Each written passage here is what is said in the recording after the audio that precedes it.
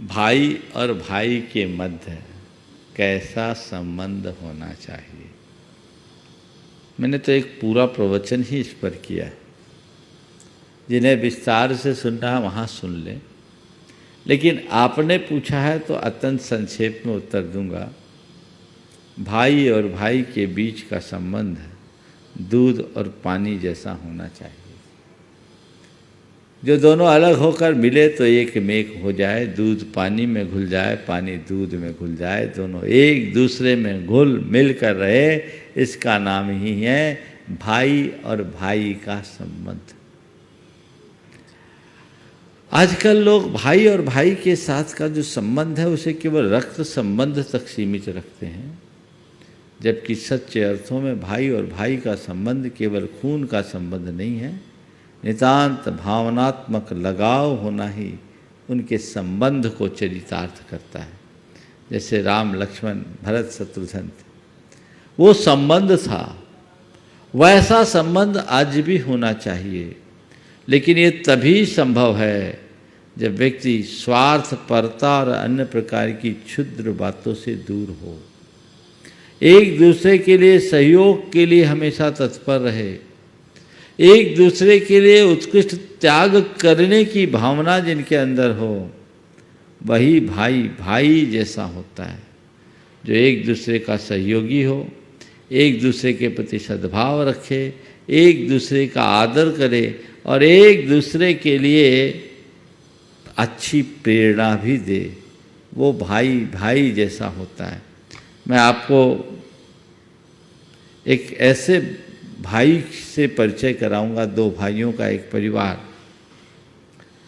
क्या संबंध होना चाहिए भाई और भाई के बीच का, मैं समझता हूँ मैंने प्रवचनों में भी कई बार इसका उल्लेख किया है।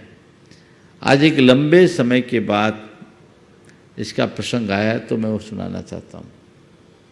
भाई भाई कैसा होना। दो भाई, दोनों भाई अलग अलग शहरों में वर्षों से अलग अलग कारोबार कर रहे थे, अपना अपना काम और सब कुछ अपने तरीके से चल रहा था।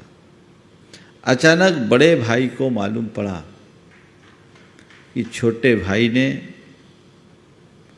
कुछ बड़ा नुकसान कर लिया है, बाजार में देनदारियां हैं और वो परेशानी में है। शेयर्स में और वायदा बाजार में उसने बड़ा नुकसान कर लिया था। लोगों के माध्यम से बड़े भाई को मालूम पड़ा कि छोटे भाई के ऊपर बहुत बड़ी लायबिलिटी आ गई है, वो देने की स्थिति में नहीं है और बाजार में उनकी स्थिति खराब हो गई। बड़े भाई की धर्मपत्नी को जैसे पता लगा, धर्मपत्नी ने अपने पति से कहा, आज भाई पर कष्ट है, हम लोग समर्थ हैं, हमें वहाँ जाकर उनकी मदद करनी चाहिए। और आपस जब पत्नी ने कहा तो पति के मन में तो ये भाव था ही, बोले चलो हम लोग उनको समझते हैं क्या है क्या नहीं है। बगैर सूचना के सीधे उसके घर गए दोनों पति पत्नी। अपने घर में भाई और भाभी को आया देखकर उसे हर्ष भी हुआ और आश्चर्य भी कि अचानक कैसे आ गए, लेकिन मन में एक भय भी हुआ कि अब भैया को सब वास्तविकता पता लग जाएगी तो उन्हें क्या मुंह दिखाएंगे। भाई ने उसके सारे भावों को समझते हुए कहा कि भाई तुझे किसी भी प्रकार का संकोच या डरने की बात नहीं है, मैं तेरे पास आया हूँ, तेरी हालत मुझे पता है, मैं स्थितियों को जान गया हूँ, अब तुझे बस उसी के निवारण के लिए आया हूँ, तुझसे केवल एक ही बात कहना है, जो है सब सच बता। दोनों भाई बैठे और बोले बता किसको कितनी देना है, देनदारी तेरी बची है, सब एक कागज में लिख।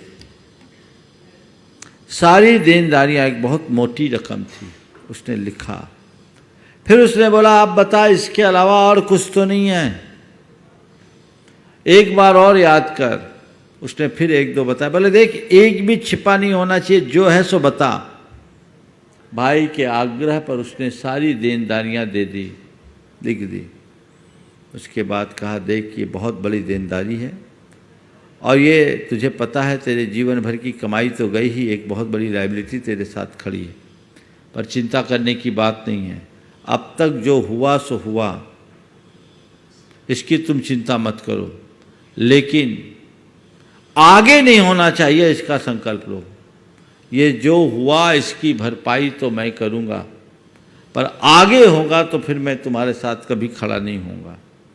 भाई के चरणों में गिर गया, बोला भैया मैंने सच सच बता दिया, मुझसे ये गलती हो गई और इस गलती को छिपाने के पीछे मैंने कई और गलतियां की, इसकी टोपी उसके सिर करके अब मैं संकल्पित हूँ कि आगे ऐसा नहीं करूँगा।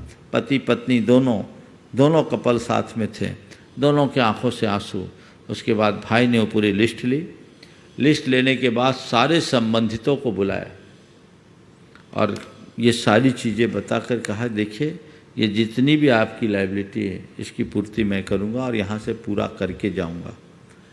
आज के बाद आपको भाई से कुछ बोलने की ज़रूरत नहीं है और न ही किसी प्रकार से कोई लेन देन करने की ज़रूरत है। अगर कुछ है तो हमारी जिम्मेदारी नहीं होगी। वो वहाँ कुछ दिन रुककर पूरा हिसाब चुकता किया, फिर वहाँ से गया। आज भाई फिर खड़ा हो गया। उस व्यक्ति ने कहा, महाराज हमने करोड़ों कमाया, उसका हमें वो आनंद नहीं आया जो उस समय अपने भाई को संभालने पर आया। बस यही भाई और भाई के संबंध को रेखांकित करने वाली बात है। अगर ऐसी दृष्टि लोगों के हृदय में आ जाए तो जीवन का मजा ही कुछ और हो।